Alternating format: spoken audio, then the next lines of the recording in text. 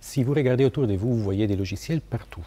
Ils sont les moteurs de notre industrie, les carburants de l'innovation, un pilier de la recherche scientifique moderne et un instrument essentiel pour notre vie de tous les jours, de la santé à la communication, au commerce, au divertissement. Ces logiciels sont devenus indispensables à notre vie. Ils contiennent une quantité de connaissances scientifiques et technologiques énormes, au point qu'ils sont vraiment devenus une partie essentielle de notre patrimoine culturel. Et en réalité, cette connaissance importante, c'est dans les codes sources des logiciels, des recettes qui décrivent comment ces logiciels fonctionnent et sont fabriqués, recettes qui sont écrites par des êtres humains comme nous. C'est une sorte de littérature du XXIe siècle, une littérature technologique scientifique du XXIe siècle, qu'il est devenu super important de collecter, préserver, protéger et rendre disponible à tous.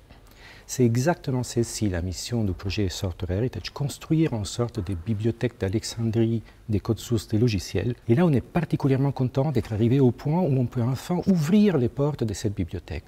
Vous pouvez rentrer, vous pouvez voir tout ce qu'il y a de contenu. Il y a des choses magnifiques, précieuses. Ça va du code source de l'Apollo 11 qui a permis de mettre les premiers hommes sur la Lune, au code source des mosaïques qui étaient les navigateurs web qui ont rendu les web populaires, au code source des premiers jeux vidéo en 3D, ou jusqu'au développement moderne de tous les logiciels modernes qui sont développés partout sur la planète.